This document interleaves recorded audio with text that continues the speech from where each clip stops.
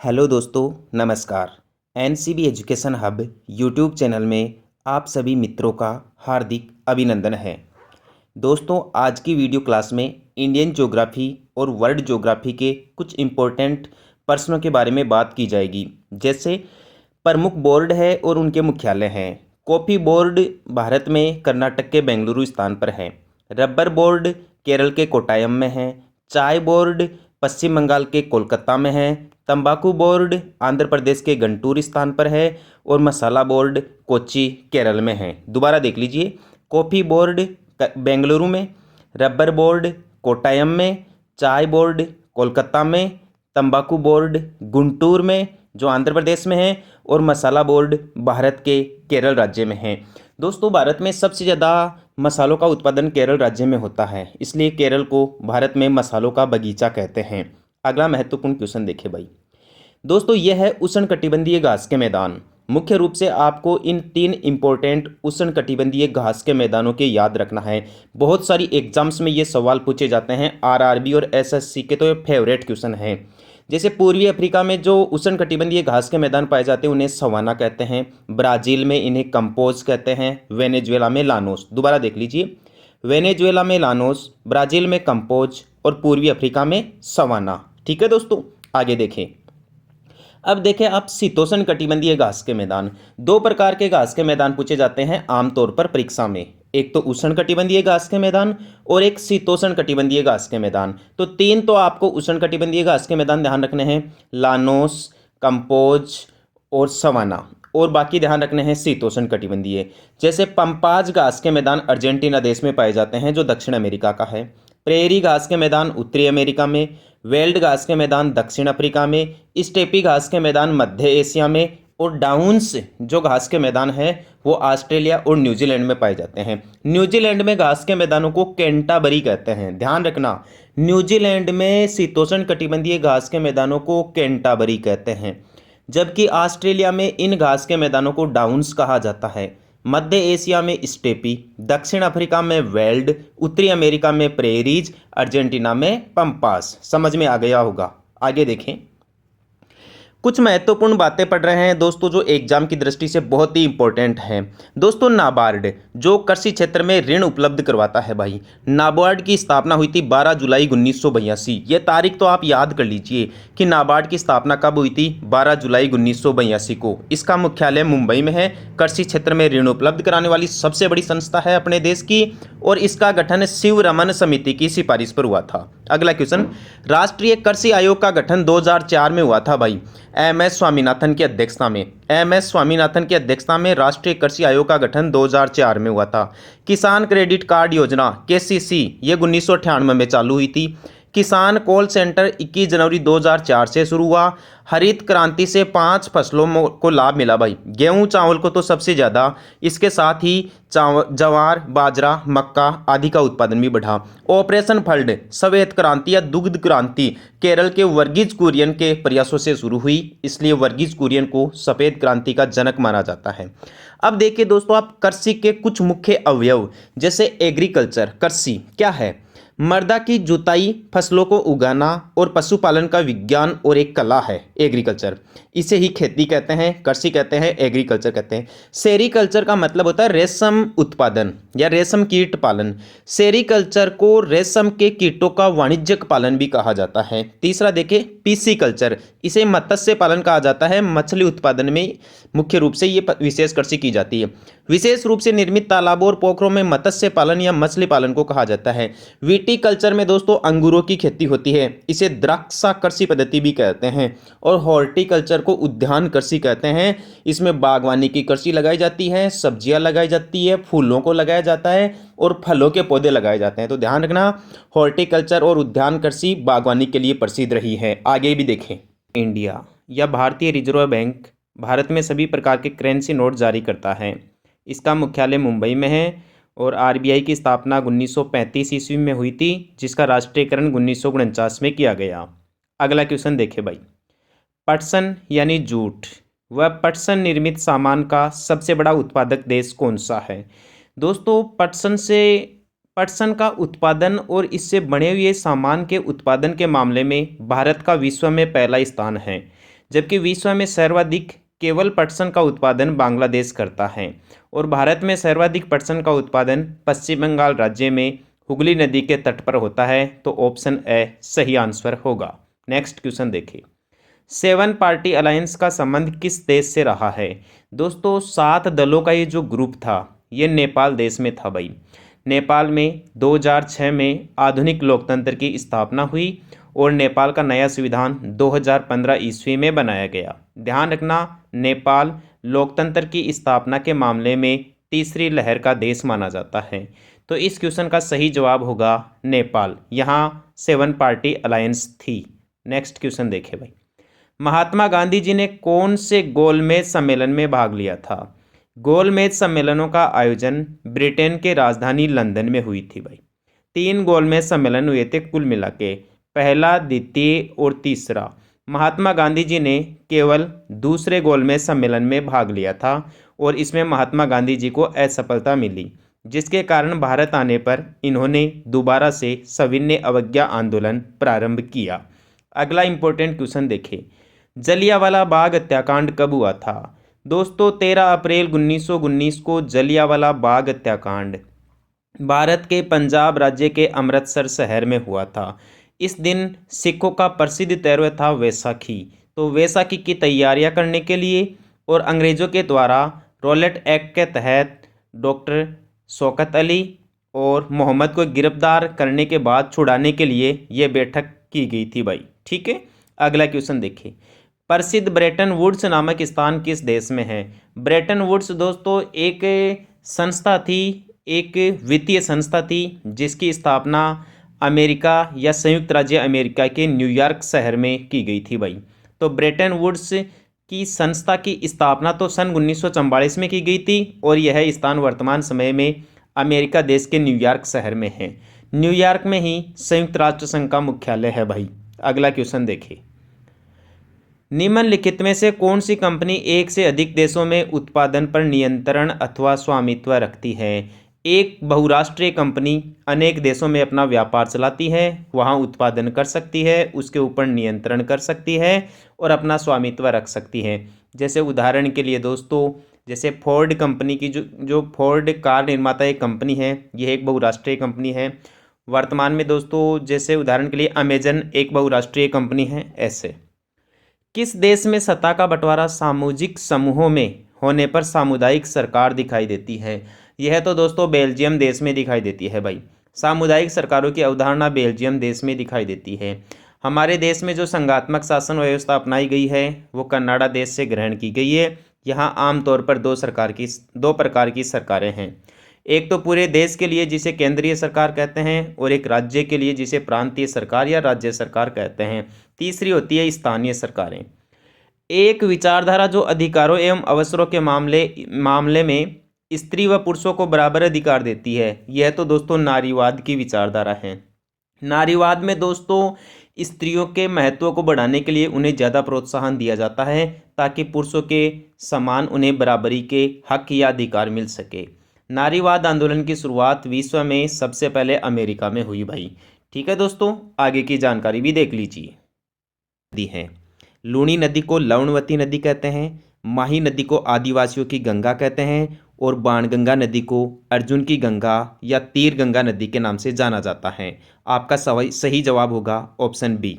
Next question देखिए दोस्तों, नरमा किस फसल की किस्म है? दोस्तों नरमा ये कपास की फसल है।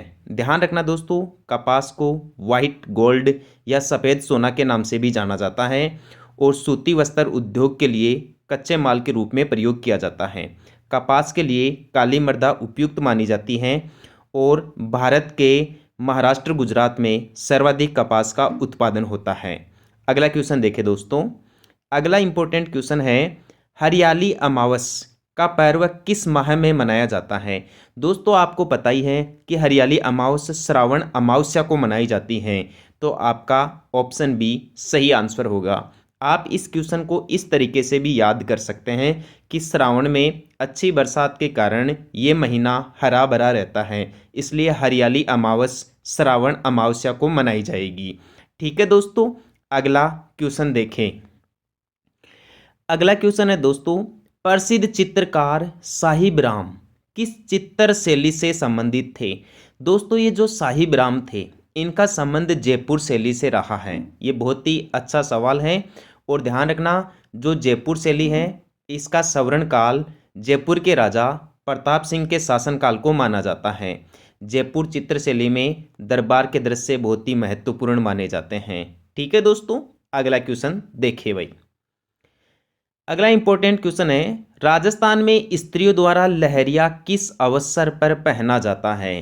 तो लहरिया, इसमें दोस्तों अनेक रंगों की आड़ी रेखाएं बनी होती हैं और ये श्रावण की तीज पर पहना जाता है, यानी श्रावण शुक्ल तृतीया को राजस्थान में और पूरे भारत भर में तीज का त्यौहार मनाया जाता है। और इस दिन राजस्थान में महिलाएं लहरिया की ओढ़नी ओढ़ती है या चुंदड़ ओढ़ती हैं। अगला क्वेश्चन देखिए, राजस्थान के किस क्षेत्र की रम्मत सबसे ज़्यादा प्रसिद्ध है भाई? दोस्तों बीकानेर की जो रम्मत है ना वो पूरे राजस्थान में फेमस रही है भाई। ठीक है, तो ये बहुत ही अच्छा सवाल है। रम्मत का आयोजन बीकानेर में किया जाता है और जैसलमेर में किया जाता है, लेकिन जो बीकानेर की रम्मत है वो पूरे भारत में प्रसिद्ध है, पूरे राजस्थान की लोकप्रिय रही है, इसलिए आपका सही आंसर ऑप्शन सी हो जाएगा भाई। नेक्स्ट क्वेश्चन देखें, राजस्थान में 1857 की क्रांति की शुरुआत कहाँ से हुई? बहुत ही अच्छा सवाल है। राजस्थान में सबसे पहले क्रांति की शुरुआत नसीराबाद छावनी से हुई भाई, और नसीराबाद छावनी में 15वीं नेटिव इन्फेंट्री और 30वीं नेटिव इन्फेंट्री तैनात थी। नसीराबाद वर्तमान में राजस्थान के अजमेर में पड़ता है। ध्यान रखना, राजस्थान में क्रांति का अंत सीकर जिले में हुआ भाई। ठीक है, तो ऑप्शन ए सही जवाब होगा। नेक्स्ट क्वेश्चन देखिए, पश्चिमी राजस्थान रो चावो नाव छे। दोस्तों पश्चिमी राजस्थानी ये एक लैंग्वेज है, एक भाषा है, एक बोली है, जिसे मारवाड़ी बोली के नाम से भी जाना जाता है। यह मारवाड़ी बोली को प्राचीन समय में पश्चिमी राजस्थानी बोली या मरु भाषा के नाम से जाना जाता है। इसी में अगला क्वेश्चन है, भरतपुर प्रजामंडल कहाँ स्थापित किया गया? भरतपुर प्रजामंडल की स्थापना रेवाड़ी में की गई भाई, जो हरियाणा में है। अगला क्वेश्चन, पर्यटन स्थल चांद बावड़ी कहाँ स्थित है? दोस्तों चांद बावड़ी के नाम के पहले ही आभानेरी शब्द लगता है और आभानेरी दौसा में पड़ता है, तो आभानेरी की चांद बावड़ी राजस्थान के धौलपुर जिले में है, तो ऑप्शन सी आपका सही जवाब होगा भाई। ठीक है, लालसोट के निकट पड़ती है ये चांद बावड़ी और प्रतिहार राजाओं में राजा चंद के द्वारा आभानेरी स्थान पर ये चांद बावड़ी बनाई गई भाई। नेक्स्ट क्वेश्चन देखिए, गणेश्वर सभ्यता किस नदी के किनारे स्थित है? गणेश्वर सभ्यता कांतली नदी के किनारे सीकर जिले के नीमका थाना गांव के पास में स्थित है भाई। बहुत ही अच्छा सवाल। गणेश्वर सभ्यता एक लोह युगीन सभ्यता है। यहाँ से मछली पकड़ने का कांटा यानी बाणग प्राप्त हुआ है। दैनिक जीवन में काम आने वाली वस्तुएं मिली है, जैसे थाली, चिमटा, गिलास, पत्थर के बांध आदि मिले हैं। अगला प्रश्न देखे भाई, कोलायत झील कौन से शहर के पास स्थित है? कोलायत झील दोस्तों राजस्थान के बीकानेर में स्थित है। ये दीपदान के लिए प्रसिद्ध है और कोलायत में कपिल मुनि की तपोभूमि भी बताई जाती है, जबकि दीपदान के लिए राजस्थान की सबसे प्रसिद्ध झील पुष्कर झील है, जो अजमेर के निकट है। और पुष्कर झील राजस्थान की मीठे पानी की सबसे बड़ी प्राकृतिक झील मानी जाती है, तो इस क्वेश्चन का सही जवाब ऑप्शन सी बीकानेर होगा।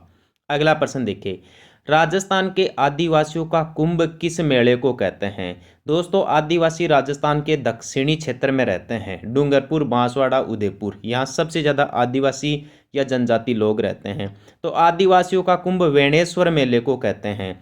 वेणेश्वर मेला प्रतिवर्ष राजस्थान रे डूंगरपुर जिले में माघ पूर्णिमा को लगता है और इस वेणेश्वर स्थान पर सोममाही जाखम नदियों का संगम भी होता है। यहाँ भगवान शंकर का मंदिर है। नेक्स्ट क्वेश्चन देखिए, रूपारेल नदी का उद्गम कहाँ से होता है? भाई रूपारेल नदी का उद्गम उदयनाथ की पहाड़ियों से होता है। उदयनाथ की पहाड़ियाँ राजस्थान के अलवर जिले में हैं। ठीक है दोस्तों, ये जो रघुनाथगढ़ है यह उत्तरी अरावली की सबसे ऊंची पर्वत चोटी है। इसकी ऊंचाई 1055 मीटर है। कुंभलगढ़ राजस्थान के राजसमंद में है और राजौरगढ़ राजस्थान के अलवर में है, तो ऑप्शन ए इस क्वेश्चन का सही जवाब होगा।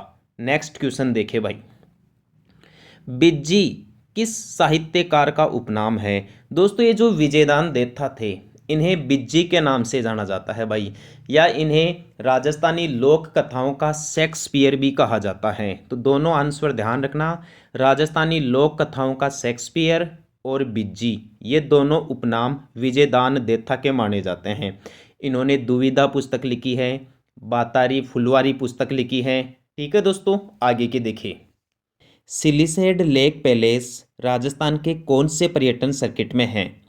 तो ऑप्शन के हिसाब से ब्रज मेवात सर्किट आपका सही जवाब होगा, क्योंकि सिलिसेड झील राजस्थान के अलवर जिले में है। ठीक है दोस्तों, अगला क्वेश्चन देखें। जोधपुर के राठौड़ राजवंश का संस्थापक कौन था? तो यहाँ आपका सही जवाब होगा राव सिंहा। राव सिंहा को ही जोधपुर के राठौड़ राजवंश का प्रथम संस्थापक माना जाता है। ये बदायूं से आए थे और इन्होंने खेड़, जो वर्तमान में पाली है, उसे राठौड़ों की राजधानी बनाई। आगे चलकर राव जोधा ने राठौड़ राजवंश का विस्तार किया, इसलिए इन्हें राठौड़ राजवंश का वास्तविक संस्थापक माना जाता है। अगला क्वेश्चन देखें। बांसवाड़ा जिले के कालाखूट, घाटिया, सिवानिया, ये क्षेत्र किस खनिज के भंडारों के लिए प्रसिद्ध है? तो ये दोस्तों मैग्नीज के भंडारों के लिए प्रसिद्ध है। चांदी तो राजस्थान में देवर, और जो देवर देबारी क्षेत्र है उदयपुर में, वहाँ की प्रसिद्ध है, जावर की प्रसिद्ध है। और जो टंगस्टन है वो राजस्थान में नागौर जिले में रेवत की पहाड़ी से निकलती है। ठीक है दोस्तों, अगला क्वेश्चन देखिए। राजस्थान में स्वर्ण अयस्क के भंडार मुख्यतः किस जिले में अनुमानित किए गए हैं? दोस्तों राजस्थान में सबसे ज़्यादा सोने के भंडार बांसवाड़ा में पाए जाते हैं, और इसका खनन ऑस्ट्रेलिया की इंडो गोल्ड कंपनी के द्वारा किया जाता है। अगला क्वेश्चन देखिए। डूंगरपुर और बांसवाड़ा खेतरी मुख्य बोली है? दोस्तों डूंगरपुर और बांसवाड़ा में वागड़ी बोली बोली जाती है, क्योंकि डूंगरपुर और बांसवाड़ा के क्षेत्र को वागड़ क्षेत्र के नाम से जाना जाता है, और इस क्षेत्र में वागड़ी बोली बोली जाती है। शेखावाटी बोली तो राजस्थान के सीकर, चूरू और झुंझुनू जिले में बोली जाती है। जो राठी है, यह दोस्तों राजस्थान में अहीरवाट यानी कि अलवर के आसपास के क्षेत्र में बोली जाती हैं। और जो राजावाटी है, यह दोस्तों टोंक क्षेत्र के आसपास में बोली जाती है और ढूंढाड़ी भाषा की उपबोली है। इस प्रकार डूंगरपुर और बांसवाड़ा में वागड़ी बोली जाती है। नेक्स्ट क्वेश्चन देखें भाई। रामसागर वन विहार अभ्यारण्य राजस्थान के कौन से जिले में स्थित है? दोस्तों एक तो रामसागर, एक केसरबाग और एक वन विहार। ये जो अभ्यारण्य हैं ये राजस्थान के धौलपुर जिले में हैं। तो रामसागर वन विहार अभ्यारण्य या रामसागर अभ्यारण्य राजस्थान के धौलपुर जिले में है, यही आपका सही जवाब होगा। करौली में तो केला देवी अभ्यारण्य है, भरतपुर में केवला देव है। नेक्स्ट क्वेश्चन देखे भाई। तेजाजी का जन्म कहाँ हुआ? दोस्तों राजस्थान रे प्रसिद्ध लोक देवता या जाटों के प्रसिद्ध लोक देवता तेजाजी का जन्म खड़नाल नागौर में हुआ। एक नागवंशीय जाट परिवार में हुआ था भाई, जहाँ प्रतिवर्ष मेला भी लगता है। राजस्थान में तेजाजी का सबसे प्रसिद्ध मेला परबतसर नागौर में लगता है। गोगा मेडी हनुमानगढ़ में तो गोगा जी का मेला है दोस्तों। ऊंट काश्मीर में पाबू जी का मेला है। नेक्स्ट क्वेश्चन देखें। राजस्थान का खीचन गांव कौन से पक्षी के लिए जाना जाता है? तो राजस्थान का जो खीचन गांव है और यह दोस्तों जोधपुर में है, ये कुर्जा पक्षी के लिए बहुत ज़्यादा प्रसिद्ध रहा है। तो आप इसका ध्यान रखना कि खीचन गांव कुर्जा पक्षी के लिए प्रसिद्ध है। ये जो साइबेरियन सारस है, ये तो दोस्तों राजस्थान में केवलादेव घना पक्षी विहार में पाया जाता है, जो भरतपुर में है, और ये स्विट्जरलैंड से यहाँ आता है। नेक्स्ट क्वेश्चन देखिए दोस्तों। गणेश्वर सभ्यता किस नदी के किनारे स्थित है भाई? गणेश्वर सभ्यता राजस्थान में कांतली नदी के किनारे स्थित है, और गणेश्वर सभ्यता सीकर जिले में नीमका थाना के निकट स्थित है। आप ध्यान रखना। आयड़ नदी के किनारे तो दोस्तों आहड़ सभ्यता विकसित हुई है। तो गणेश्वर सभ्यता एक लोहे युग है। इसमें लिखा गया है, निम्नलिखित में से राजस्थान के किस जिले में 2021 की रिपोर्ट के अनुसार वन क्षेत्र सर्वाधिक है? तो राजस्थान में दोस्तों सबसे ज़्यादा वन क्षेत्र उदयपुर में है, और सबसे कम वन क्षेत्र चूरू जिले में है। अगला क्वेश्चन भी देख लीजिए। राजस्थान में 1857 की क्रांति की शुरुआत कहाँ से हुई थी? दोस्तों नसीराबाद छावनी जो अजमेर में है वहाँ से हुई। अगला इंपॉर्टेंट क्वेश्चन है, बहादला सोलर पार्क कहाँ स्थित है? दोस्तों ये बहादला नहीं है, ये बड़ला है। जो बड़ला सोलर पार्क है वो राजस्थान के जोधपुर जिले में है। और आप तो जानते ही हैं जोधपुर को मरु प्रदेश कहते हैं। इसे सूर्य नगरी के नाम से जाना जाता है। राजस्थान का नीला शहर भी जोधपुर को ही कहते हैं। तो आपका सही आंसर होगा जोधपुर बड़ला सोलर पार्क के लिए। नेक्स्ट क्वेश्चन देखिए, एक जैसे 9 महल किस किले में बने हुए हैं? ये काफ़ी महत्वपूर्ण सवाल है दोस्तों। एक जैसे 9 महल, एक जैसे 9 महल नाहरगढ़ दुर्ग में है भाई। और नाहरगढ़ दुर्ग जयपुर में है। यह दुर्ग तो सवाई जय सिंह के द्वारा बनवाया गया था नाहरगढ़, लेकिन इसमें एक जैसे 9 महल माधो सिंह द्वितीय के द्वारा बनवाए गए थे। बात जरूर ध्यान रखना। ठीक है दोस्तों, नेक्स्ट सवाल देखें।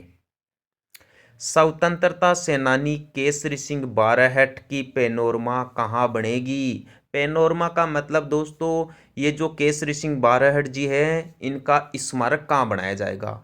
तो केसरी सिंह बारहट की जन्म स्थली आप सब जानते ही है शाहपुरा भीलवाड़ा है। तो वहीं पर दोस्तों इनका पैनोरमा बनाया जाएगा। अर्थात केसरी सिंह बारहट का पैनोरमा राजस्थान के शाहपुरा भीलवाड़ा में बनेगा। अगला क्वेश्चन देखे भाई, चौहानों ने राज्य के किस क्षेत्र पर शासन किया भाई? अजमेर और रणथंभौर में भी किया, कोटा बूंदी में भी किया था, सिरोही जालोर और सिवाना में भी किया था। तो चारों ऑप्शन सही है। अजमेर और जो रणथंभौर है, यहाँ अजमेर में तो मूल रूप से चौहान थे।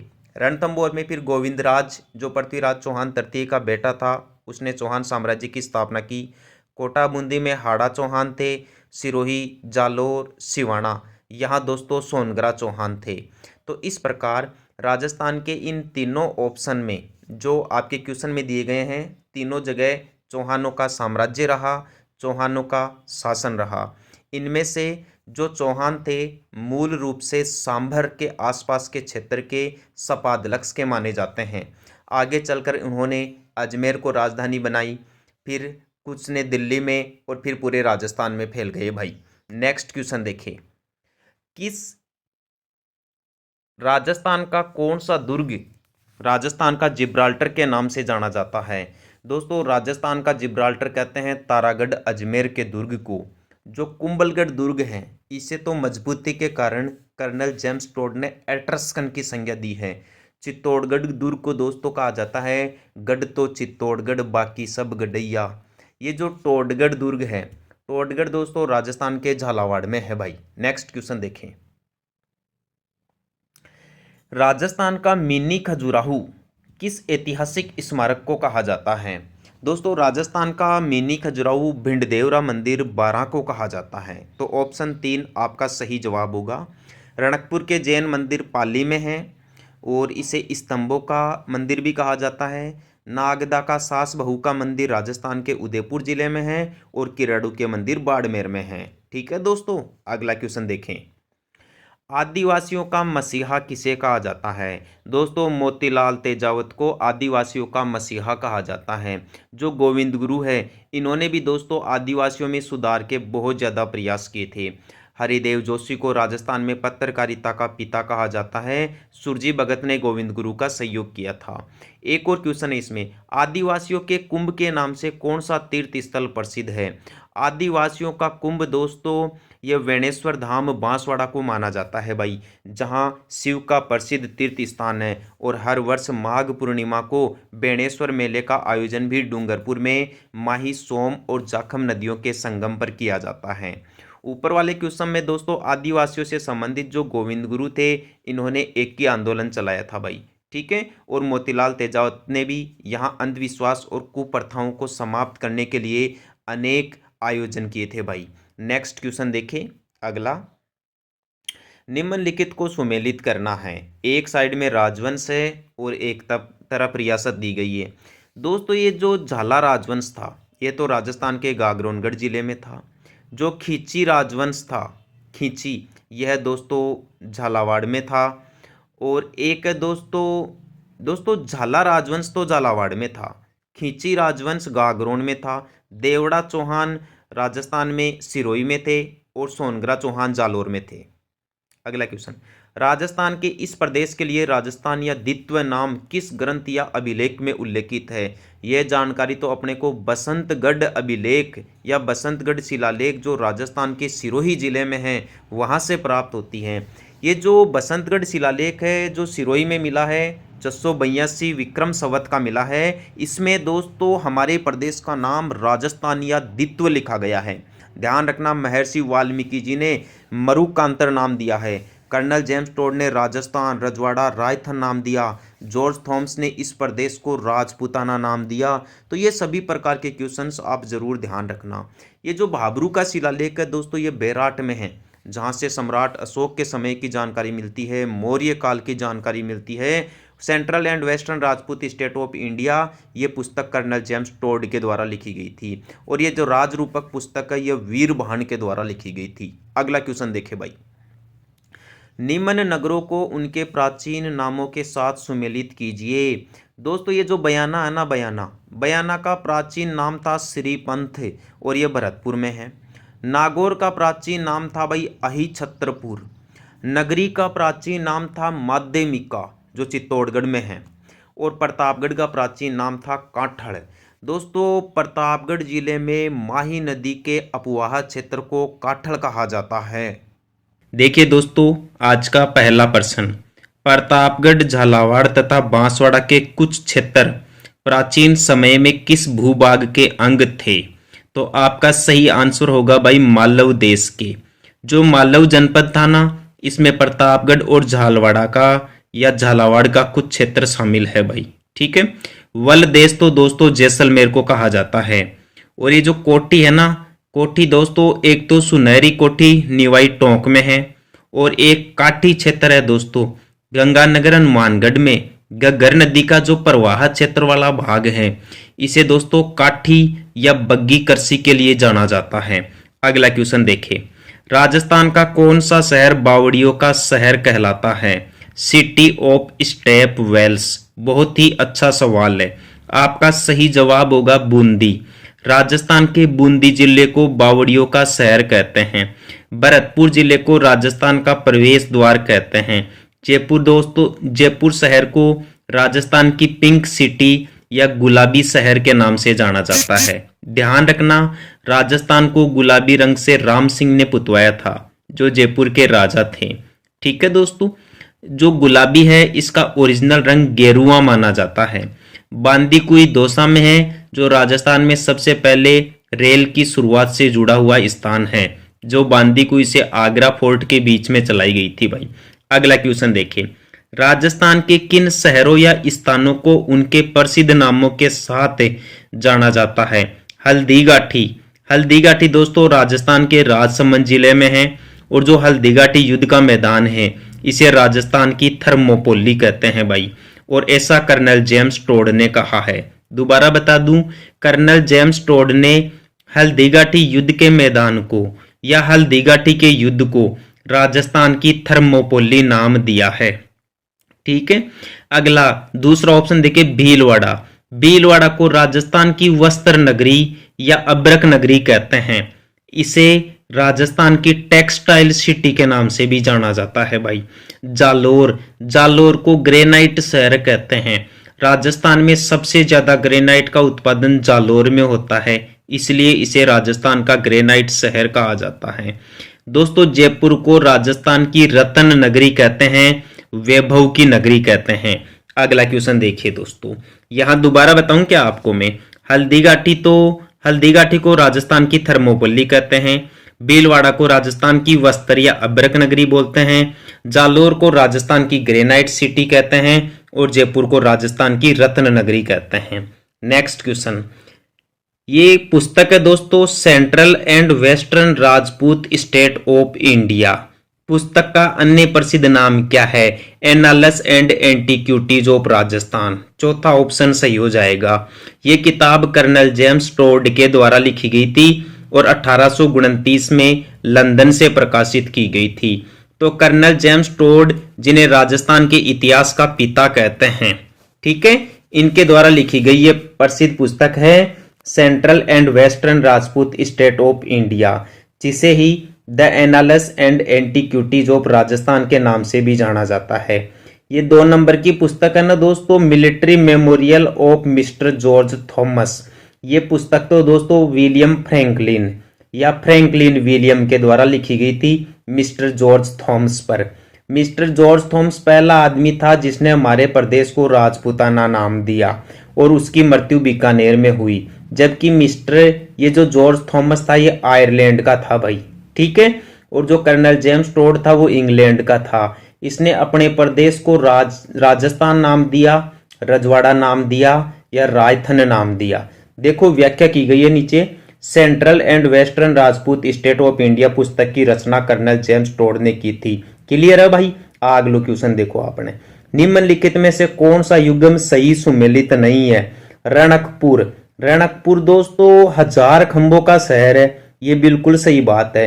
जो रणकपुर का जैन मंदिर है ना दोस्तों, ये 1444 खंभों पर टिका हुआ है, इसलिए इसे 1000 खंभों का शहर कहते हैं। उदयपुर, उदयपुर को दोस्तों पूर्व का वेनिस कहते हैं, ये बिल्कुल सही बात है। क्वेश्चन आपसे पूछ ले पूर्व का वेनिस किसे कहते हैं? उदयपुर। लेकिन सवाल आपसे ये भी पूछा जा सकता है, पूर्व का पेरिस या भारत का पेरिस किसे कहते हैं? जयपुर को कहते हैं। डीग को जल महलों की नगरी कहते हैं। बहुत ही अच्छा सवाल है दोस्तों, जल महलों की नगरी किसे कहते हैं? डीग को कहते हैं। जोधपुर को स्वर्ण नगरी नहीं कहते दोस्तों, स्वर्ण नगरी राजस्थान के सोनारगढ़ दुर्ग जैसलमेर को कहते हैं, ठीक है। जोधपुर को तो राजस्थान में मारवाड़ के नाम से जाना जाता है, मरु प्रदेश के नाम से जाना जाता है। यहाँ मयूर ध्वज गढ़ या मयूर के आकार का दुर्ग स्थित है भाई। व्याख्या देखो, जोधपुर को तो सूर्य नगरी कहते हैं, मरुभूमि कहते हैं, थार मरुस्थल का प्रवेश द्वार कहते हैं, इसे नीला शहर भी कहते हैं। जोधपुर के बारे में बहुत ही खतरनाक क्वेश्चन है, ये पूछा जाता है कई कंपटीशन एग्जाम्स के अंदर कि राजस्थान का नीला शहर या ब्लू सिटी किसे कहते हैं? जोधपुर को कहते हैं। एक बार दोस्तों सवाल ये भी पूछ लिया गया था कि ब्लू प्लेनेट किसे कहते हैं? पृथ्वी का नीला ग्रह किसे कहते हैं? पृथ्वी का क्या, सौर मंडल का नीला ग्रह किसे कहते हैं? तो पृथ्वी को कहते हैं। और जल की उपस्थिति के कारण अपने पृथ्वी ग्रह को नीला ग्रह कहते हैं या ब्लू प्लेनेट कहते हैं। देखो अगला क्वेश्चन का प्रदेश के विभिन्न स्थलों एवं उनके प्रचलित उपनामों का कौन सा जोड़ा सुमेलित नहीं है? दिवेर को मेवाड़ का मैराथन कहते हैं। दिवेर युद्ध का मैदान भी भाई राजसमंद में है, 1582 ईस्वी में हुआ था। महाराणा प्रताप की सेना और अकबर के सेनापति सुल्तान खान के बीच में, ऐसा बताया जाता है 1582 ईस्वी में हुए इस दिवेर के युद्ध का नेतृत्व महाराणा प्रताप के बेटे अमर सिंह सिसोदिया ने किया था। और अमर सिंह सिसोदिया ने अकबर के काका या इस युद्ध में अकबर के सेनापति सुल्तान खान के आर पार भाला कर दिया था, जिससे उसकी मृत्यु हो गई थी। कर्नल जेम्स टोड ने इसी दिवेर के युद्ध को मेवाड़ का मैराथन नाम दिया। क्लियर है? क्लियर। दूसरा ऑप्शन देखो, रेड, ये स्थान टोंक में है भाई, इसे प्राचीन भारत का टाटा नगर कहते हैं। आधुनिक भारत का टाटा नगर तो जमशेदपुर को कहते हैं, जो भारत के झारखंड राज्य का महत्वपूर्ण शहर है और लोहा इस्पात के लिए प्रसिद्ध है।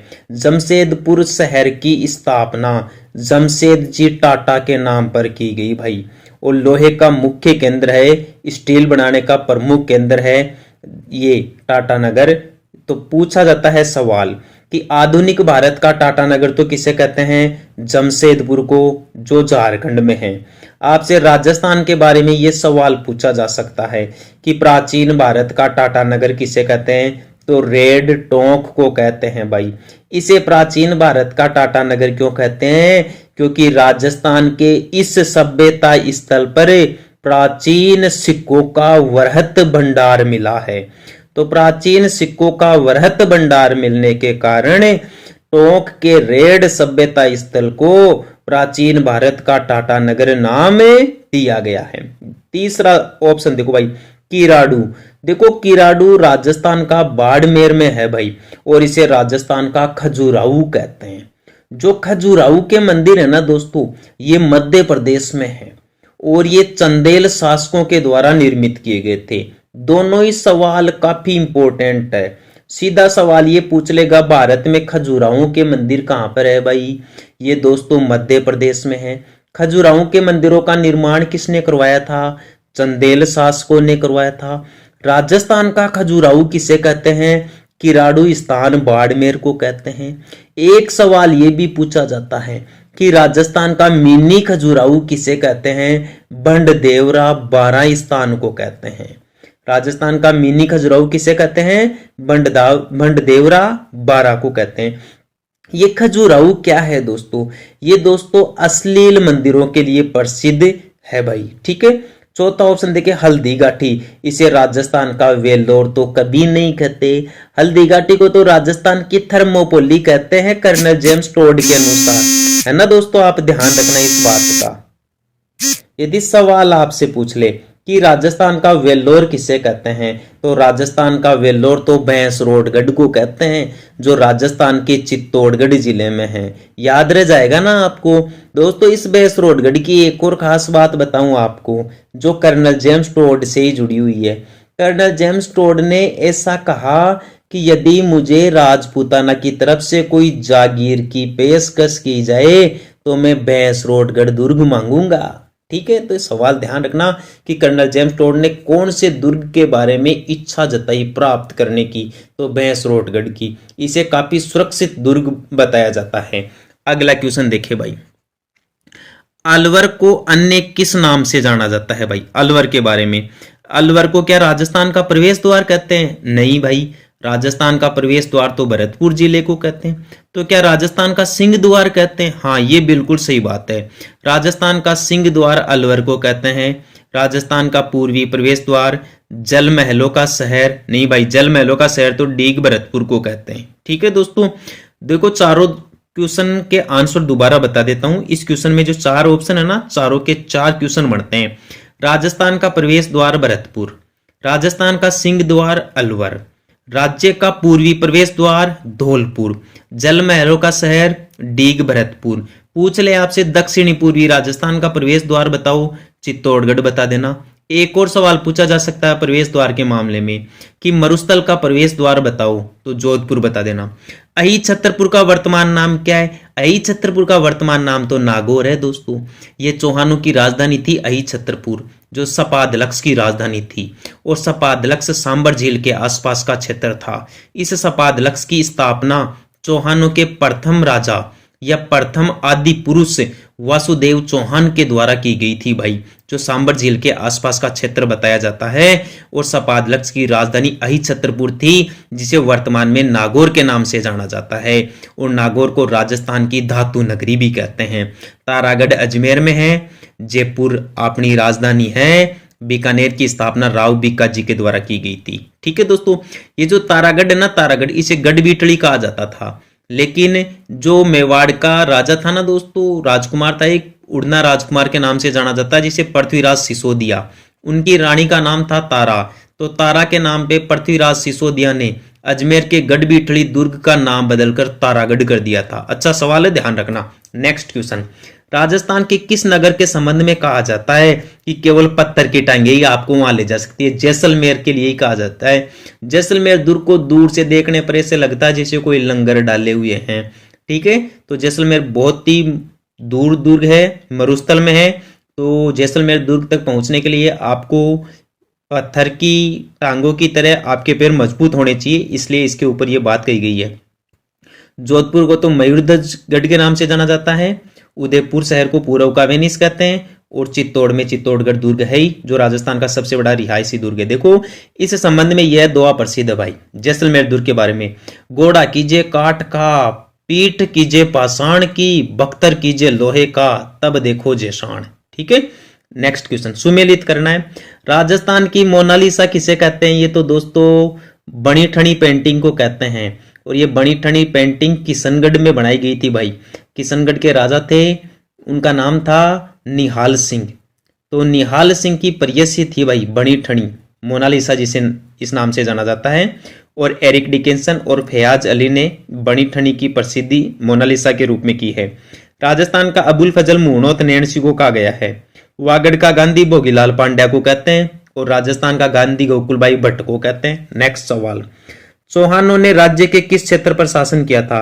चौहानों ने अजमेर और रणथंभौर में भी किया था, कोटा और बूंदी में भी किया था, सिरोही, जालोर, सिवाना, यहाँ पर सोनगरा चौहान थे। तो उक्त सभी चारों ऑप्शन सही है भाई। किस स्थल को राजस्थान का हरिद्वार कहते हैं? भाई मातृकुंडीय स्थान को राजस्थान का हरिद्वार कहते हैं। ठीक है। और ये जो वेणेश्वर है ये तो डूंगरपुर में है, इसे आदिवासियों का कुंभ कहा जाता है। सीता माता प्रतापगढ़ में है भाई। नाथ द्वारा रास भरतपुर जिले के लोहागढ़ दुर्ग में हुआ था। ये बात भी आप ध्यान रखना, सवाल आपसे पूछ लिया जाए कि मत्स्य संघ का उद्घाटन कहाँ हुआ था? भरतपुर के लोहागढ़ दुर्ग में। यहाँ दूसरा सवाल ये भी पूछा जा सकता है कि मत्स्य संघ में कुल मिला के कितने रियासतें थी भाई? इसमें 4 रियासतें थी, अलवर, भरतपुर, करौली और धौलपुर। आप इन्हें शॉर्ट रूप में ABCD इस तरीके से भी याद रख सकते हैं, अलवर, भरतपुर, धौलपुर और करौली। ठीक है दोस्तों, एक सवाल आपसे यहां यह भी पूछा जा सकता है कि मत्स्य संघ का नाम मत्स्य संघ किसने रखा था भाई? इसका नाम मत्स्य संघ KM मुंशी के कहने पर रखा गया था भाई। दूसरा क्वेश्चन देखें, निम्नलिखित में से कौन सा स्मारक 2010 वर्ष में विश्व धरोहर में सम्मिलित किया गया? ये काफी इंपॉर्टेंट सवाल है दोस्तों आपके लिए, राजस्थान के जीके से रिलेटेड। ये दोस्तों जो विश्व धरोहर शामिल करने का काम है यह यूनेस्को के द्वारा किया जाता है और यूनेस्को का मुख्यालय है फ्रांस की राजधानी पेरिस में। ठीक है। तो 2010 में दोस्तों नीचे 4 ऑप्शन दिए गए हैं। क्या हवा महल जयपुर को शामिल किया गया विश्व धरोहर में? क्या जयपुर की जंतर मंतर वेधशाला को शामिल किया गया? क्या कुंभलगढ़ दुर्ग को शामिल किया गया जो राजसमंद में है? या फिर जोधपुर के मेहरानगढ़ दुर्ग को शामिल किया गया भाई? इसमें देखो दोस्तों 2010 की यदि अपन बात करें तो जंतर मंतर जो वेधशाला है इसे यूनेस्को की विश्व धरोहर सूची में 2010 में शामिल किया गया।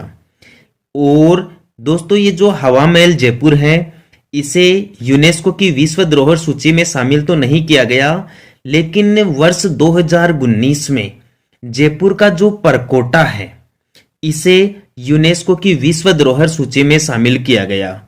और ये जो कुंभलगढ़ दुर्ग है और मेहरानगढ़ दुर्ग है इनको दोस्तों यूनेस्को की विश्व धरोहर सूची में वर्ष 2013 में शामिल किया गया। 2013 में राजपूताना के 6 किलों को विश्व धरोहर सूची में स्थान दिया गया भाई। ठीक है। दोबारा देख लीजिए ये क्वेश्चन आपसे पूछ रहा है कि नीचे दिए गए कौन से स्थान को 2010 में विश्व धरोहर सूची में सम्मिलित कर लिया गया? तो जयपुर की जंतर मंतर वेधशाला को शामिल किया गया, राजपूताना के 6 किलों को 2013 में शामिल किया गया और जयपुर के परकोटे को 2019 में शामिल किया गया। एक दोस्तों केवलादेव गणापक्षी विहार के बारे में भी सवाल पूछा जा सकता है कि केवलादेव गणापक्षी विहार को किस वर्ष यूनेस्को की विश्व धरोहर सूची में सम्मिलित किया गया? 1985 ईस्वी में सम्मिलित किया गया। और केवलादेव गणापक्षी विहार यूनेस्को की विश्व धरोहर सूची में शामिल होने वाला राजस्थान का पहला स्थान था। ठीक है दोस्तों, एक आप नृत्य के बारे में भी ध्यान रखना। राजस्थान में एक कालबेलिया नृत्य है भाई जिसे यूनेस्को की विश्व धरोहर सूची में शामिल किया गया। ठीक है। जो कालबेलिया जाति के द्वारा किया जाता है जो एक सपेरा से संबंधित जाति होती है। अगला क्वेश्चन देखे भाई। ठीक है। ये देखिए दोस्तों, राजस्थान राज्य का वर्तमान स्वरूप जिस तारीख से है वह तारीख कौन सी है भाई? राजस्थान राज्य का दोस्तों वर्तमान जो स्वरूप है वह 1 नवंबर 1956 को आया भाई। 1 नवंबर 1956 को राजस्थान का एकीकरण पूर्ण हुआ और 7 चरणों में पूरा हुआ भाई। और ये अंतिम चरण था 1 नवंबर 1956 को। आपसे सवाल पूछा जा सकता है कि जिस समय राजस्थान का एकीकरण किया गया 1 नवंबर 1956 को, उसी टाइम पे भारत में राज्य पुनर्गठन अधिनियम भी पारित किया गया 1956 ईस्वी में। और ये संविधान का 7वां संशोधन भी था भाई। 7वें संविधान संशोधन अधिनियम 1956 के तहत राज्य पुनर्गठन अधिनियम संसद के द्वारा पारित किया गया, जिसके तहत भारत में 14 तो राज्य बनाए गए और 6 केंद्र शासित प्रदेश बनाए गए। तो यहां इस अधिनियम को पारित करने से पहले एक फजल अली आयोग का गठन किया गया था, जिसे राज्य पुनर्गठन आयोग के नाम से भी जाना जाता है। इसने रिपोर्ट दी थी 1 नवंबर 1956 को राजस्थान के संदर्भ में, और इसी के तहत अपना राज्य वर्तमान स्वरूप में आया। विलय होने वाले अंतिम क्षेत्र अजमेर मेरवाड़ा थे, आबू व देलवाड़ा थे। अजमेर मेरवाड़ा को फजल अली आयोग की सिफारिश पर राजस्थान में मिलाया गया था। ये जो आबू देलवाड़ा है, इसे पहले दोस्तों बॉम्बे राज्य को दे दिया गया था, लेकिन बाद में आगे चलकर इस पर विवाद हुआ। तो विवाद होने के बाद सिरोही जिले के आबू और देलवाड़ा को राजस्थान में विलय होने पर सहमति बनी। ठीक है दोस्तों, नेक्स्ट क्वेश्चन देखिए। 1949 ईस्वी में वरहद राजस्थान का प्रधानमंत्री किसे बनाया गया था भाई? वरहद राजस्थान का प्रधानमंत्री हीरालाल शास्त्री को बनाया गया था। ठीक है, आप जरूर ध्यान रखना दोस्तों। राजस्थान में सबसे पहले ये प्रधानमंत्री क्या है भाई? हमारे राज्य का एकीकरण होने से पहले राज्य का जो मुखिया होता था, इसे दोस्तों प्रधानमंत्री के नाम से जाना जाता था। वर्तमान में राज्य के मुखिया को मुख्यमंत्री के नाम से जाना जाता है। एकीकरण के दौरान कुल मिलाके 4 प्रधानमंत्री बने थे दोस्तों। एक तो शोभाराम कुमावत, ठीक है, एक गोकुललाल असावा, एक माणिक्यलाल वर्मा और एक हीरालाल शास्त्री। बात समझ में आ गई? नेक्स्ट क्वेश्चन देखिए दोस्तों, अगला महत्वपूर्ण क्वेश्चन देखते हैं। राजस्थान के वे कौन से 4 राज्य हैं जिन्होंने मिलकर संयुक्त होकर मत्स्य संघ का निर्माण किया था? ये क्वेश्चन तो दोस्तों अपन ऑलरेडी ऊपर पढ़ चुके हैं। ABCD यानी अलवर, भरतपुर, धौलपुर और करौली, ये चारों जिले मिलकर मत्स्य संघ बनाते हैं। अगला क्वेश्चन देखिए दोस्तों, यहां आ जाइए। ये अपना अगला क्वेश्चन है। राजस्थान में स्वतंत्रता आंदोलन के समय कौन सा शहर पत्रकारिता का प्रमुख केंद्र था भाई? अजमेर। जब राजस्थान में स्वतंत्रता आंदोलन चल रहे थे, तब दोस्तों सबसे ज्यादा पत्रों का प्रकाशन अजमेर शहर से किया गया या अजमेर स्थान से किया गया। नेक्स्ट क्वेश्चन देखिए। राजस्थान से पूर्व या स्वतंत्रता से पूर्व राजस्थान में कितनी देशी रियासतें थी भाई? ये बहुत ही गजब का क्वेश्चन है दोस्तों।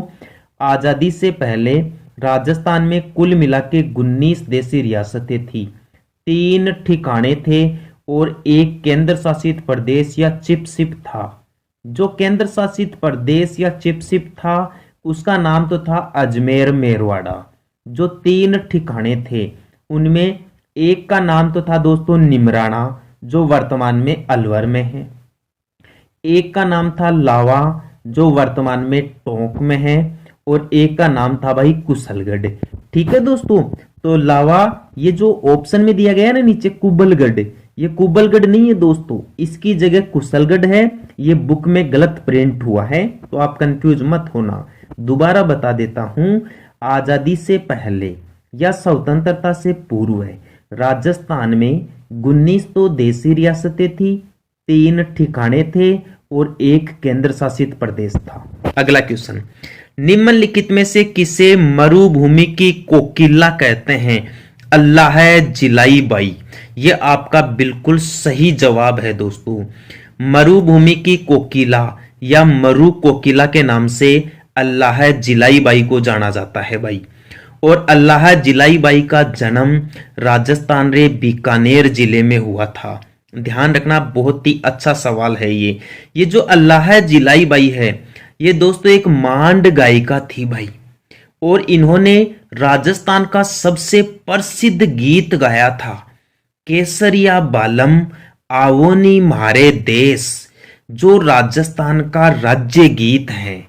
कई बार तो डायरेक्ट यहीं से सवाल पूछ लिया जाता है कि केसरिया बालम आवोनी म्हारे देश, यह गीत किसके द्वारा लिखा गया था? अल्लाह जिलाई बाई के द्वारा लिखा गया था, जो बीकानेर की थी, और इन्हें मांड गायकी के नाम से भी जाना जाता है या मरु कोकिला के नाम से भी जाना जाता है। ठीक है दोस्तों, ये गौरी देवी, मांगी बाई, बनो बेगम, ये भी दोस्तों मांड गायिकाएं थी। राजस्थान के प्रथम मुख्यमंत्री कौन थे भाई? बहुत अच्छा सवाल। राजस्थान के प्रथम मुख्यमंत्री बने भाई हीरालाल शास्त्री। अब इसमें ऑप्शन जो 4 है ना, ये काफी खतरनाक है दोस्तों। ये जो टीकाराम पालीवाल है, ये राजस्थान के पहले मनोनीत मुख्यमंत्री बने थे। आपसे एग्जाम में सवाल अलग से पूछ लिया जाएगा कि राजस्थान के पहले मनोनीत मुख्यमंत्री कौन बने थे, तो टीकाराम पालीवाल बने थे। सवाल आपसे पूछ ले कि राजस्थान के पहले निर्वाचित मुख्यमंत्री कौन बने थे, तो आपका जवाब होगा हीरालाल शास्त्री। आपसे सवाल पूछ ले कि राजस्थान में सबसे लंबे समय तक मुख्यमंत्री बनने वाले व्यक्ति का क्या नाम था? मोहनलाल सुखाड़िया। सबसे लंबे समय तक राजस्थान के मुख्यमंत्री कौन थे भाई? मोहनलाल सुखाड़िया। ऐसा बताया जाता है मोहनलाल सुखाड़िया ने लगभग 4 कार्यकाल पूरे किए हैं भाई। और ये जो जयनारायण व्यास जी थे ना, जयनारायण व्यास जी राजस्थान के एकमात्र ऐसे मुख्यमंत्री हैं जो मनोनीत भी थे और निर्वाचित भी थे। बात समझ में आ रही है? दोबारा देख लो सारे क्वेश्चन। जयनारायण व्यास जी का संबंध जोधपुर से है। ये राजस्थान के ऐसे मुख्यमंत्री रहे हैं एकमात्र जो निर्वाचित भी बने और मनोनीत भी बने। यानी पहले तो ये मनोनीत मुख्यमंत्री बनाए गए जयनारायण व्यास, और बाद में ये निर्वाचित मुख्यमंत्री बन गए। टीकाराम पालीवाल पहले मनोनीत मुख्यमंत्री बने। हीरालाल शास्त्री पहले निर्वाचित मुख्यमंत्री बने। हीरालाल शास्त्री का संबंध जोबनेर जयपुर से है। और ये जो हीरालाल शास्त्री है, इनका संबंध दोस्तों वन स्थली विद्यापीठ से भी है। इनकी पत्नी का नाम था रतन शास्त्री।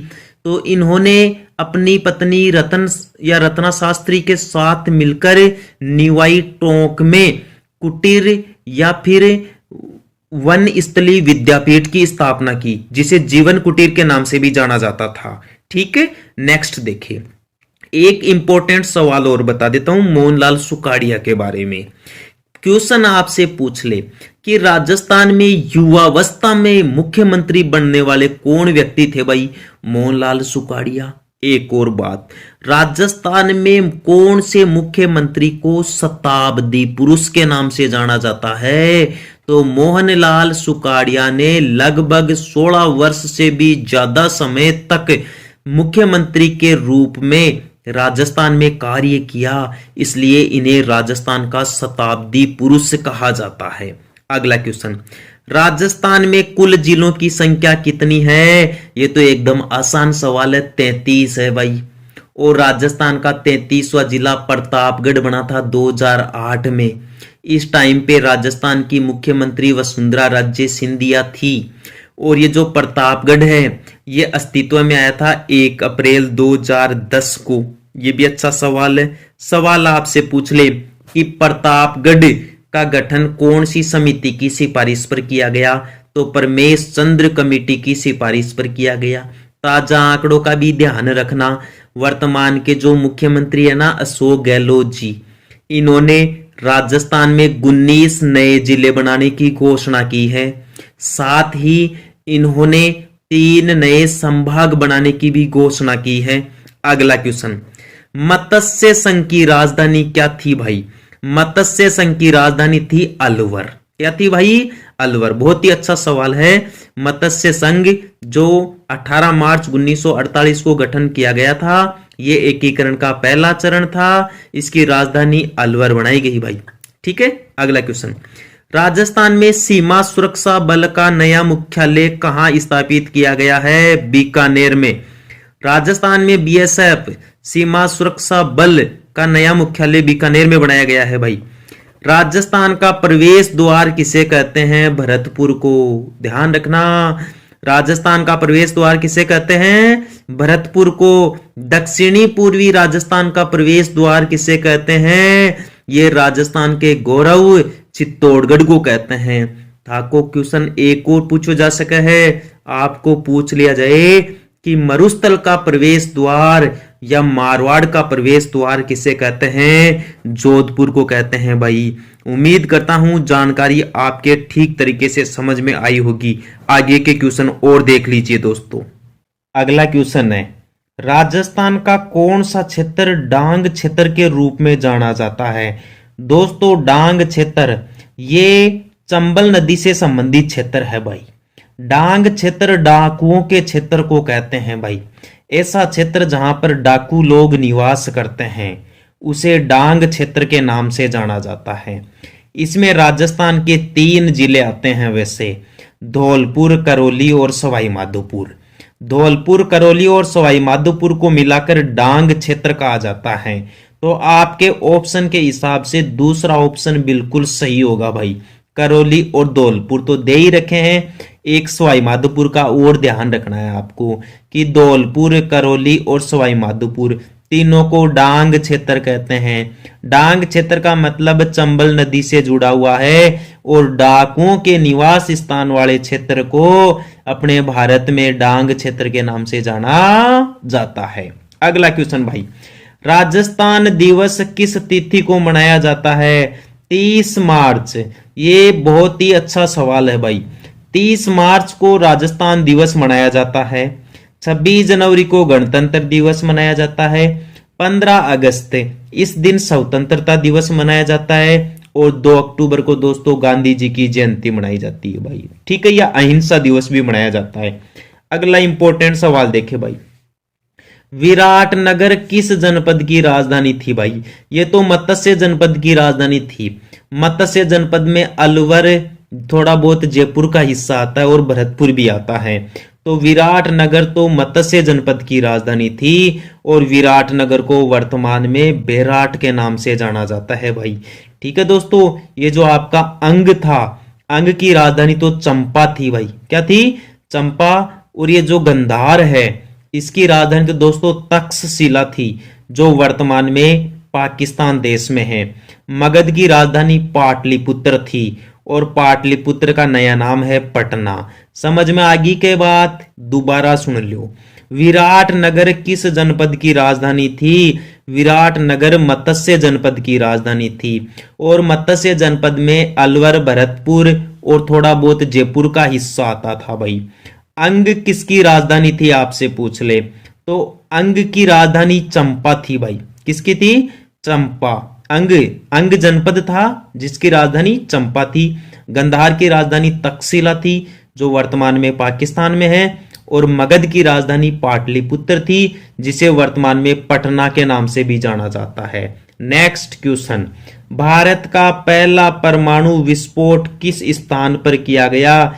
दोस्तों भारत का पहला परमाणु विस्फोट पोखरण जैसलमेर में किया गया था और 1976 ईस्वी में किया गया था। ध्यान रखना, दोबारा सुन लो, भारत का पहला परमाणु परीक्षण जैसलमेर के पोखरण स्थान पर किया गया था। 1976 ईस्वी में किया गया था भाई। जो दूसरा परमाणु परीक्षण है वो भी पोखरण जैसलमेर में किया गया था और 1998 ईस्वी में किया गया था। 1998 ईस्वी में जब दूसरा परमाणु परीक्षण किया गया उस टाइम पे राजस्थान के तो क्या, भारत के प्रधानमंत्री अटल बिहारी वाजपेयी जी थे भाई। पोखरण को भारत का शक्ति स्थल कहते हैं भाई, पावर स्टेशन। भारत का शक्ति स्थल किसे कहते हैं? पोखरण जैसलमेर को कहते हैं भाई। बात समझ में आ गई के? ओके। एक दोस्तों पोखरण पोट्री भी है भाई जिसमें ज्यामितीय आकार के चित्र बनाए जाते हैं और ये भी दोस्तों अपने जैसलमेर की प्रसिद्ध है। पोखरण के पास में ही रामदेवरा में रामदेव जी का मंदिर है। राजस्थान में प्रसिद्ध रामदेव जी जिन्हें रामसा पीर के नाम से भी जाना जाता है, जिन्होंने 24 बाणियां किताब लिखी थी। और जो मुसलमान लोग हैं इन्हें रामसा पीर के नाम से जानते हैं। तो दोस्तों यहाँ राजस्थान में सर्वधर्म सद्भावना का मेला लगता है, तो आप इन स्थानों का ध्यान रखना। ये जो बड़ा थल है ये तो उदयपुर में है और राजस्थान में सभ्यता के लिए जाना जाता है। कोलायत बीकानेर में है जहां कपिल मुनि की तपोस्थली थी। और कोलायत झील राजस्थान में दीपदान के लिए प्रसिद्ध है। दीपदान के लिए प्रसिद्ध राजस्थान की दूसरी झील पुष्कर झील है भाई, ठीक है, जो अजमेर में है। फलोदी स्थान जोधपुर में है जो राजस्थान में गर्म स्थान के लिए चर्चित रहता है। ये स्थान राजस्थान में ज्यादातर गर्म रहता है भाई। अगला क्वेश्चन, निम्नलिखित में से एक जिला डांग क्षेत्र का नहीं है। पहले ही तुम्हें ऊपर बता चुका हूं कि डांग क्षेत्र में 3 जिले आते हैं, धौलपुर, करौली, सवाई माधोपुर। तो इसमें से अलवर को बाहर निकाल दूं तो अलवर आपका क्वेश्चन के हिसाब से सही आंसर हो जाएगा भाई। अगला देखो क्वेश्चन, मरुस्थल का प्रवेश द्वार किस शहर को कहते हैं? अभी बताया था थोड़ी देर पहले दोस्तों मैंने कि मरुस्थल का प्रवेश द्वार जोधपुर को कहते हैं। अपने राजस्थान का प्रवेश द्वार भरतपुर को कहते हैं। दक्षिणी पूर्वी राजस्थान का प्रवेश द्वार चित्तौड़गढ़ को कहते हैं और चित्तौड़गढ़ को राजस्थान का गौरव कहते हैं भाई। ठीक है दोस्तों, ये जो बीकानेर शहर है ये तो राव बीकाजी के द्वारा बसाया गया था, ठीक है। और ये जो जयपुर शहर है इसकी स्थापना सवाई जयसिंह के द्वारा की गई थी। जैसलमेर की स्थापना राव जैसल के द्वारा की गई थी। जोधपुर की स्थापना राव जोधा के द्वारा की गई थी। बात पल्ले पड़ी के दोस्तों, यदि बात था के समझ में आ रही है तो आगे को क्वेश्चन पढ़ो। कौन से शहर को राजस्थान का मानचेस्टर कहते हैं? ये मैनचेस्टर है भाई। तो राजस्थान का मैनचेस्टर तो भीलवाड़ा को कहते हैं भाई। भीलवाड़ा राजस्थान की वस्त्र नगरी है और वस्त्रों का बड़े पैमाने पर उत्पादन होने के कारण ही इसे राजस्थान का मैनचेस्टर कहते हैं। ये जो कोटा ऑप्शन में आगे सही आंसर दे रखा है ना, 2 नंबर इसने कोटा मान रखा है, ये गलत है दोस्तों, गलत प्रिंट है। राजस्थान का मैनचेस्टर तो भीलवाड़ा को कहते हैं। राजस्थान की अब्रक नगरी, राजस्थान की वस्त्र नगरी, राजस्थान की टेक्सटाइल सिटी, ये भीलवाड़ा को ही कहते हैं। ध्यान रखना इस बात का। मैनचेस्टर शहर इंग्लैंड में है जो सूती कपड़ों के लिए जाना जाता है या वस्त्र उद्योग के लिए पूरी दुनिया में फेमस है।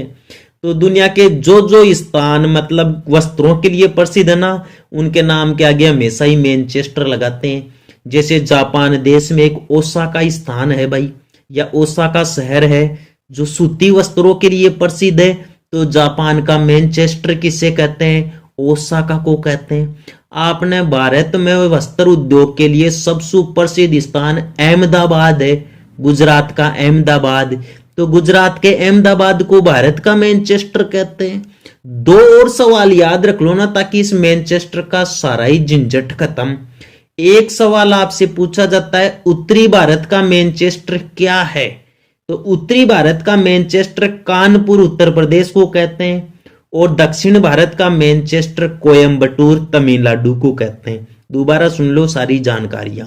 मैनचेस्टर शहर इंग्लैंड में है जो सूती कपड़ों के लिए या वस्त्र उद्योग के लिए जाना जाता है। जापान का मैनचेस्टर ओसाका को कहते हैं।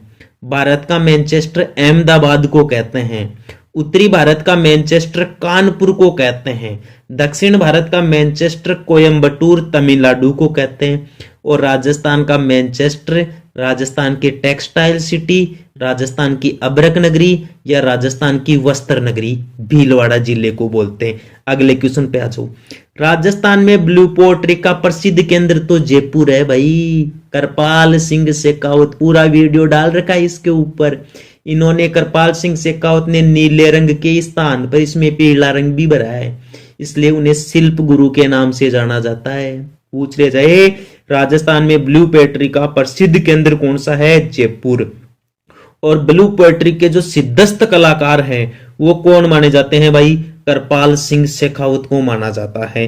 ब्लू पोएट्री वह काई भाई दोस्तों जो मटका है ना, मटका चीनी मिट्टी का मटका, उनके ऊपर नीले रंग से जो डिजाइन तैयार की जाती है या जो डिजाइन बनाई जाती है उसी को ब्लू पोट्री कहते हैं। ब्लू पोट्री भारत में पर्सिया से लाई गई थी। पर्सिया यानी कि ईरान से लाई गई थी। ये भी काफी अच्छा सवाल है। कई कंपटीशन एग्जाम्स में ये सवाल पूछ लिया जाता है कि भारत में या जयपुर में ब्लू पोट्री कहां से लाई गई थी।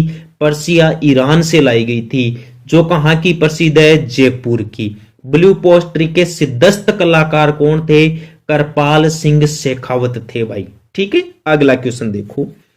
प्रारंभिक समय में उमेदपुरा की छावनी के नाम से प्रसिद्ध शहर कौन सा था भाई? ये जो झालावाड़ है ना, झालावाड़, इसे उमेदपुरा की छावनी कहते थे भाई। ये बहुत ही गजब का सवाल है दोस्तों, परीक्षा में छपने वाला क्वेश्चन है और कई बच्चों के होश उड़ा देने वाला क्वेश्चन है ये कि उमेदपुरा की छावनी किसे कहते हैं? झालावाड़ को कहते हैं। अगला क्वेश्चन, अलवर के आसपास का क्षेत्र प्राचीन समय में निम्नलिखित में से किस नाम से जाना जाता था भाई? जो अलवर के आसपास का क्षेत्र ने इसे सालव प्रदेश कहा जाता था। ध्यान रखना, सालव प्रदेश अलवर के आसपास के क्षेत्र को कहते हैं। जो थड़ी है ना, थड़ी, ये दोस्तों बीकानेर को कहते हैं भाई। थड़ी किसको कहते हैं? बीकानेर को कहते हैं। और ये जो डांग क्षेत्र है, डांग क्षेत्र में धौलपुर, करौली और सवाई माधोपुर आते हैं। और जो माल खेराड़ है ना, ये तो टोंक के आसपास का क्षेत्र है। अगला, कुंभ थाना का किला किस प्रसिद्ध दुर्ग का प्राचीन नाम था भाई? ये करारगढ़ का, ये सिवाना दुर्ग का प्राचीन नाम था। जो सिवाना दुर्ग है ना, इसे कुंभ थाना के नाम से जाना जाता था भाई। नेक्स्ट क्वेश्चन देखिए दोस्तों, अगला इंपॉर्टेंट क्वेश्चन यहां देखिए दोस्तों। निम्नलिखित में से किस क्षेत्र पर सिसोदिया वंश का शासन नहीं था? शाहपुरा पर, किशनगढ़ पर, प्रतापगढ़ पर या बांसवाड़ा पर? दोस्तों शाहपुरा भीलवाड़ा में है। प्रतापगढ़ वही जिला है जो 2008 में बना। ये उदयपुर, चित्तौड़गढ़ और बांसवाड़ा से अलग होकर बना था। बांसवाड़ा चौथा ऑप्शन है ही, तो अपना सही जवाब हो जाएगा किशनगढ़। किशनगढ़ अजमेर में पड़ता है भाई। किशनगढ़ कहां पर पड़ता है? अजमेर में पड़ता है। तो किशनगढ़ सिसोदिया वंश से संबंधित नहीं है, ये या तो चौहान वंश से संबंधित है और कुछ समय के लिए ये मारवाड़ वंश से संबंधित था। देखो, सिसोदिया वंश को गुहिल वंश भी कहते हैं, जिसकी स्थापना गुहिलादित्य के द्वारा की गई थी भाई। गुहिल या सिसोदिया वंश का शासन चित्तौड़गढ़, उदयपुर, डूंगरपुर, बांसवाड़ा, प्रतापगढ़, शाहपुरा आदि क्षेत्रों में था भाई। अगला क्वेश्चन, पहला राजस्थान खेल रत्न पुरस्कार प्राप्त करने वाले राज्य के खिलाड़ी कौन है? लिम्बाराम। लिम्बाराम का संबंध तीरंदाजी से है भाई। लिम्बाराम का संबंध किससे है? तीरंदाजी से है। और इन्होंने दोस्तों पहला राजस्थान खेल रत्न पुरस्कार प्राप्त किया था भाई। ध्यान रखना, ये जो डॉक्टर करणी सिंह जी है ना, इनका संबंध बीकानेर से था भाई। और ये करणी सिंह जी है ना, ये भी तीरंदाजी से रिलेटेड ही थे। सलीम दुर्रानी का संबंध क्रिकेट खेल से है। राज्यवर्धन सिंह राठौड़, इनका संबंध दोस्तों तीरंदाजी से रहा है, शूटिंग से रहा है। राज्यवर्धन सिंह राठौड़ का संबंध किससे रहा है? शूटिंग से। लिम्बाराम का संबंध तीरंदाजी से। डॉक्टर करणी सिंह जो बीकानेर के थे, इनका संबंध तीरंदाजी से। सलीम दुर्रानी का संबंध क्रिकेट से। क्वेश्चन था, पहला राजस्थान खेल रत्न पुरस्कार किसने प्राप्त किया? लिम्बाराम ने। अगला क्वेश्चन देखो भाई, देखो इसका डिटेल्स देख लो आप। लिम्बाराम राज्य के प्रसिद्ध तीरंदाज है। इन्हें 1995-96 में राजस्थान खेल रत्न पुरस्कार प्रदान किया गया था भाई। अगला क्वेश्चन, राजस्थान भूभाग के लिए मरुकांतर शब्द का प्रयोग किसने किया था? ये तो महर्षि वाल्मीकि जी थे, जिन्होंने रामायण लिखी थी भाई। तो रामायण के रचयिता महर्षि वाल्मीकि ने हमारे प्रदेश को मरुकांतर नाम दिया भाई, या मरुभूमि नाम दिया। अब देखो, जॉर्ज थॉमस तो पहला विद्वान था जिसने हमारे प्रदेश को राजपूताना नाम दिया। राजपूताना नाम देने वाला पहला आदमी कौन था? George Thomas. दोस्तों, इसने मौखिक रूप से कही थी हमारे प्रदेश के लिए ये बात कि ये क्षेत्र राजपूताना है। बाद में आगे चलकर जॉर्ज थॉमस के एक मित्र थे भाई, विलियम फ्रैंकलिन। क्या नाम था उनका?